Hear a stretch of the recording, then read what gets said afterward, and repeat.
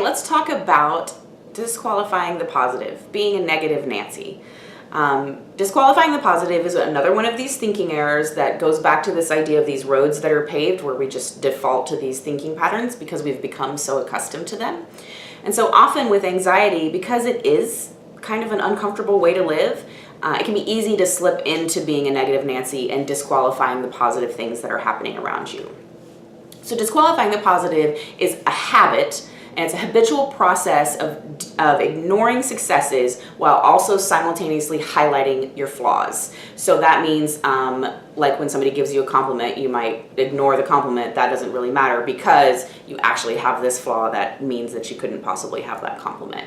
So that is disqualifying the positive.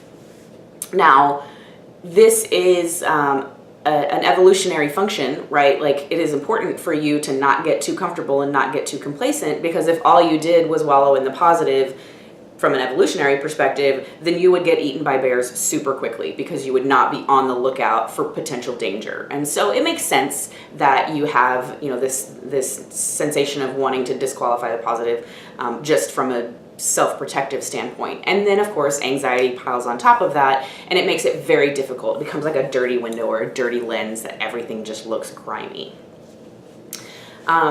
So disqualifying the positive is not only just ignoring successes and highlighting flaws, but it also is the process of taking joy and smushing it into suffering. It is overriding joy, converting joy to an experience of suffering. So when somebody has a good experience and says, oh, your presentation today was fantastic, I really enjoyed it, and in your head you're thinking, how could you have enjoyed that? I missed this slide, or I squished this thing in my mouth the wrong way, or whatever.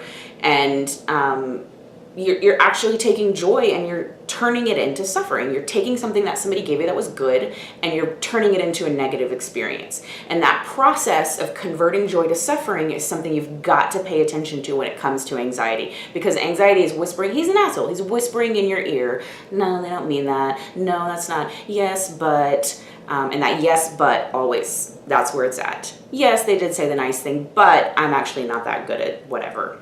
No good. Negative Nancy, disqualifying the positive. Now remember these unhelpful thinking styles. Remember neuroplasticity. Remember the reason you're thinking it is because you're in the habit of it. Those pathways are so strong, those highways are so fast.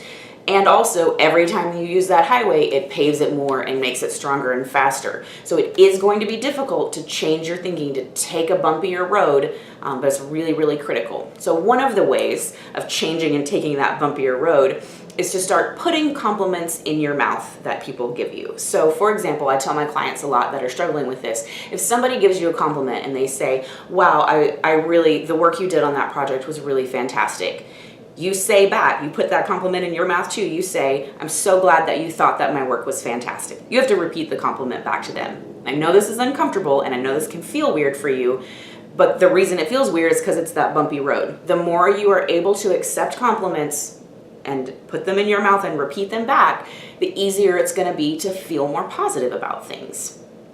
So similarly, putting positivity in your mouth, even in your daily life, like, whereas you're driving, let's say you're driving and you have somebody does something shitty on the road and they swerve or they cut you off or they do something, and your reaction is to think like, ugh, nobody even can drive. Why did I even leave the house today? We're all gonna die out here.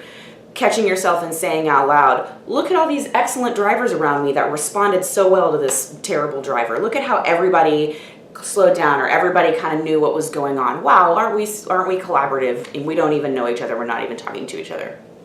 So that might be a silly example, but that's what I mean about whatever you're fixating on as a negativity, find something relative to it that's positive and say it. Put it in your mouth. Say it out loud. Saying it out loud helps pave the road faster, right? We're trying to change your thinking patterns. So say it out loud. If you feel uncomfortable, if this is often a very uncomfortable process for people. So if you find that you're feeling uncomfortable trying to put positivity in your mouth, try saying it to your cat or to your teddy bear or to the driver in the car next to you that you can't see and can't hear you. But start getting these positive things in your mouth, and you'll start seeing some positive outcomes from that.